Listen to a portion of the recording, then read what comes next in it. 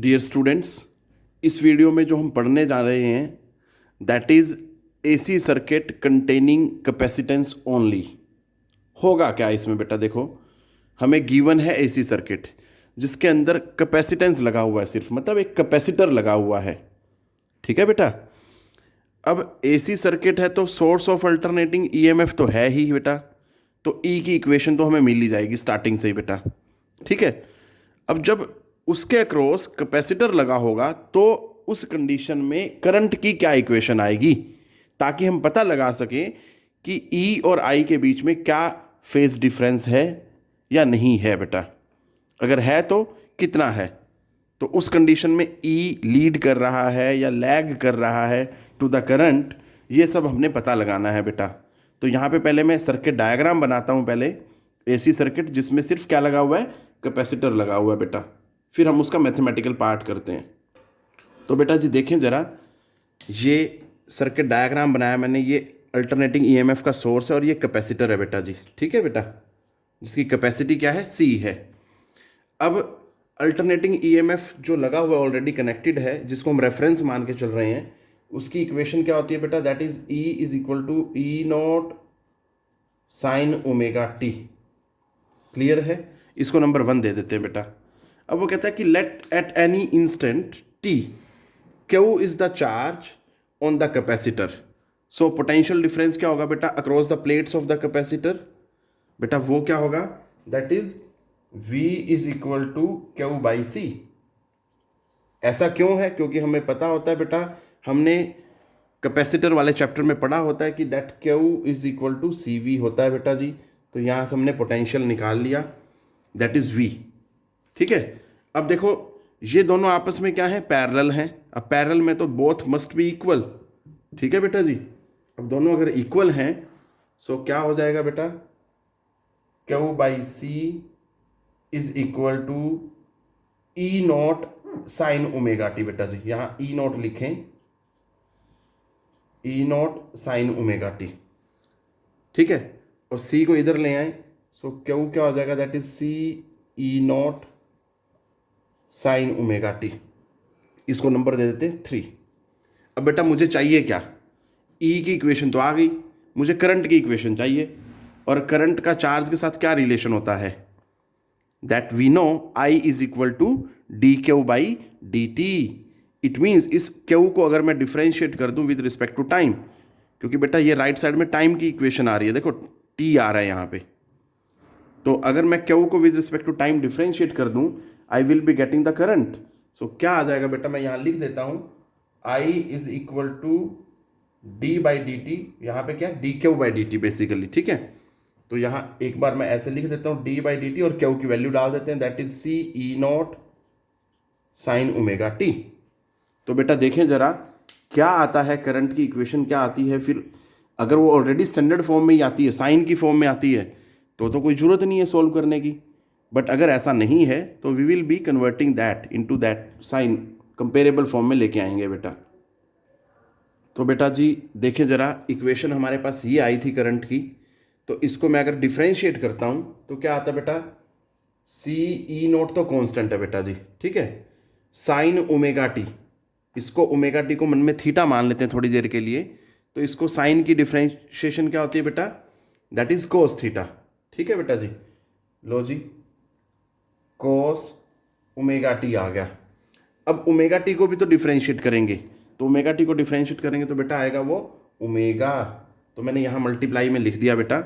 इसको मैं अगर ढंग से लिखना चाहूँ तो I can write it like this, I is equal to omega C E naught cos omega T. ठीक है। अब ये कंपेरेबल फॉर्म में तो आया नहीं बेटा, इसको साफ साफ लिख लें थोड़ा। कंपेरेबल फॉर्म में तो आया नहीं, क्योंकि जो ई की इक्वेशन होती है बेटा वो तो साइन की फॉर्म में होती है।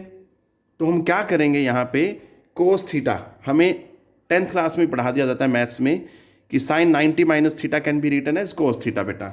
सो मैं यहाँ पे वही यूज़ करने वाला हूँ, omega C E naught sine 90 minus theta या 90 प्लस थीटा। ठीक है बेटा। अब आपको मैं पहले समझा दूं कि यहाँ प्लस क्यों लिखा बेटा जी। ठीक है। देखें बेटा, यहाँ प्लस लिखा है तब भी कोस ओमेगा टी ही आएगा। अगर मैं यहाँ माइनस लिखता तब भी कोस ओमेगा टी आता। तो फिर क्वेश्चन मन में आता है कि भैया यहाँ प्लस क्यों लिखा। सिंपल सा जवाब है, अगर आप यहाँ माइनस लिखते तो बेटा हमारे पास कंपेरेबल फॉर्म में ना आता। आप कहेंगे कि 90 तो तब भी आता, बिल्कुल आता, ठीक है, बट फिर जब यहाँ पे साइन नेगेटिव में आ जाता तो हमें माइनस कॉमन लेना पड़ता, जिसकी वजह से यहाँ माइनस आ जाता बेटा। क्लियर है? जैसा मैंने सीधा सीधा मैं बताता हूँ आपको, एकदम से क्लियर हो जाएगा। जैसा मैंने वीडियो बनाई थी, वीडियो का नाम था AC circuit containing inductance only, उसमें आप चेक कर सकते हैं। वो माइनस की वजह से कंपेरेबल फॉर्म में नहीं रहेगा, वहाँ तो आ जाता है कंपेरेबल फॉर्म में, बट यहाँ पे अगर उस तरह से करूँगा तो कंपेरेबल फॉर्म में नहीं रहेगा बेटा वो, ठीक है। आप चाहें तो अपना खुद से भी करके देख सकते हैं माइनस लेके, तो वो फिर आपको माइनस कॉमन लेके बाहर लाना पड़ेगा। Sine minus theta is equal to minus sine theta वाली प्रॉपर्टी लगाओगे तो उसमें जो करंट है वो नेगेटिव आ जाएगा बेटा, ठीक है। तो इसलिए हमने क्या किया, यहाँ प्लस में लिखा।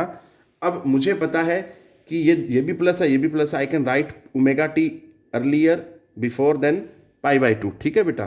तो मैंने इसको ऐसे लिख दिया, so I is equal to E naught sine omega t plus pi by two, और ये जो ओमेगा सी था इसको मैंने लिखा 1/ओमेगा सी। नीचे ले आया बेटा, क्योंकि जब ये रिवर्स होगा तो वापस ही तो ऊपर चला जाएगा। ऐसा इसलिए किया मैंने ताकि मैं मैक्सिमम वैल्यू ऑफ करंट का पता लगा सकूं बेटा। ये जनरल एक्सप्रेशन आ गया मेरे पास, ठीक है। इसको आप जो है कोई नंबर देना चाहे तो नंबर दे सकते हैं। अब मेरे ख्याल से 3 तक हम दे चुके थे पहले, ये 4 नंबर है अगर 3 दे चुके हैं पहले। तो अब जरा ध्यान से देखें बेटा, ये करंट की वैल्यू मैक्सिमम कब होगी, जब ये sign omega t plus pi by to क्या होगा, मैक्सिमम होगा। और इसकी मैक्सिमम वैल्यू क्या होती है साइन की, दैट इज 1। अगर ये 1 आ गया तो ये जो करंट की वैल्यू हो जाएगी ये मैक्सिमम वैल्यू हो जाएगी बेटा। और मैक्सिमम वैल्यू को कैसे लिखते हैं हम, with I naught. So it means ये सारा जो है that is turning to be I naught. So equation क्या बन जाएगी, I is equal to I naught sine omega t plus pi by two. लो जी, इसको 5 दे दें, ठीक है। अब जरा आप कंपेयर करें इक्वेशन 1 को, जो मैंने यहां लिख देता हूं बेटा एक बार आप, ताकि कंपेयर कर सकें। ये सिर्फ आपको समझाने के लिए लिख रहा हूं बेटा यहां पे मैं, ताकि आप एकदम से कंपेयर कर सकें। चेक करो जरा, देखो जो भी डायरेक्शन है ईएमएफ की, अल्टरनेटिंग ईएमएफ की, उससे 90 डिग्री प्लस आ रहा है यहाँ पे, मतलब वो पहले आ रहा है करंट, ठीक है बेटा जी। इसका मतलब मैं ये बोल सकता हूँ current is leading the EMF bye a phase angle of 90 degree. इसको हम फेजर डायग्राम से आसानी से समझ भी सकेंगे, मैं फेजर डायग्राम भी बनाऊंगा, बट उससे पहले मैं जो कैपेसिटर है उसका रेजिस्टेंस निकालना चाह रहा हूँ, ठीक है बेटा। तो उसके लिए हमें क्या करना पड़ेगा, देखें जरा, ये जो वैल्यू है आई नोट की, दिस वन, तो मैं लिख रहा हूं यहां पे compare I naught is equal to E naught 1/ओमेगा सी विद ओम्स लॉ की इक्वेशन क्या थी बेटा, आई इज इक्वल टू V/R, ठीक है जी। तो जैसे ये वोल्टेज है ऐसे ये अल्टरनेटिंग ईएमएफ है, ये रेजिस्टेंस है, तो ऐसे ये क्या हुआ, resistance offered by the capacitor, ठीक है बेटा जी। और कैपेसिटर जो रेजिस्टेंस ऑफर करता है उसे बोलते हैं कैपेसिटेटिव रिएक्टेंस। और लिखा कैसे जाता है बेटा, that is written as this, X के नीचे सबस्क्रिप्ट में क्या आ जाता है, सी आ जाता है बेटा जी। सो एक्स सी की वैल्यू जो है दैट इज 1/ओमेगा सी। ये बात आपने याद रखनी है बेटा जी, ठीक है। इसको मैं फर्दर अगर लिखना चाहूं तो I can write it like this, 1/2π/ν/c। Clear है? अब आप देख सकते हैं कि अगर मैं किसी कैपेसिटर को डीसी सर्किट में लगा दूं तो वो काम कैसे करेगा, करेगा भी या नहीं करेगा, ठीक है। और एसी में कैसे काम करेगा वो इसके रेजिस्टेंस से हमें पता लग जाएगा। मैं लिख करके दिखाता हूं बेटा आपको। तो देखिए बेटा, ये लिखा मैंने कैपेसिटेटिव रिएक्टेंस का एक्सप्रेशन। डीसी सर्किट में बेटा क्या होता है, न्यू इज इक्वल टू 0। अब अगर न्यू 0 हो जाएगा तो 1/0 क्या हो जाएगा बेटा, इनफाइनाइट। मतलब कैपेसिटेटिव रिएक्टेंस जो हो जाएगा बेटा वो इनफाइनाइट होएगा। मतलब अगर डीसी सर्किट में हम कैपेसिटर लगा दें तो बेटा that offers infinite resistance to the DC, मतलब वो फ्लो ही नहीं होने देगा उसको। ठीक है, इसीलिए आपको एक पॉइंट पढ़ाया जाता है कि why capacitor blocks DC, question पूछा जाता है कई बार। ठीक है, why capacitor blocks DC because it offers infinite resistance to the DC circuit. DC जो डायरेक्ट करंट है उसमें अगर लगाएंगे तो डायरेक्ट करंट के लिए इनफाइनाइट रेजिस्टेंस ऑफर करता है, उसे फ्लो ही नहीं होने देता। कैपेसिटर की एक और जगह यूटिलिटी पढ़ाई जाती है आपको सेमीकंडक्टर चैप्टर में, जहां आप रेक्टिफायर वाला टॉपिक पढ़ते हैं बेटा, फुल वेव रेक्टिफायर। ठीक है, तो वो भी आप पढ़ सकते हैं, ध्यान से देखेंगे तो समझ आ जाएगा, वहां पे भी यही कॉन्सेप्ट लग रहा है बेटा। ठीक है, बट अगर मैं एसी सर्किट की बात करूं तो एसी की तो फ्रीक्वेंसी इंडिया में बेटा 50 हर्ट्ज होती है, तो that gives some finite value of the capacitive reactance. तो यहां लिख देता हूं मैं फॉर एसी सर्किट एक्ससी जो होता है बेटा वो है सम फाइनाइट वैल्यू। ठीक है बेटा, ये चीज याद रखनी है।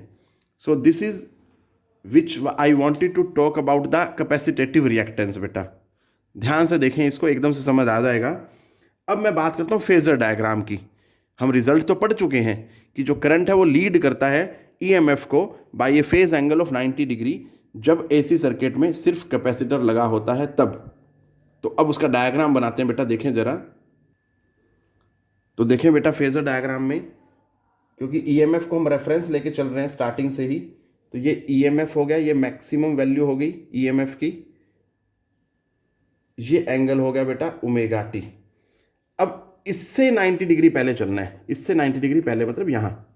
ठीक है जी, वो करंट की डायरेक्शन है। लो जी, तो ये 90 डिग्री ऐसे। ठीक है बेटा जी, ये आई नोट आ गया। सो this is the phasor diagram. ठीक है बेटा, अब आप आसानी से समझ सकते हैं।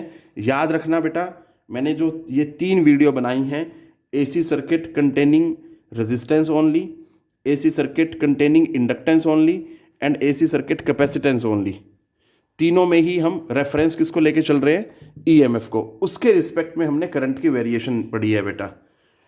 दैट्स इट बेटा, टेक केयर, पढ़ते रहें।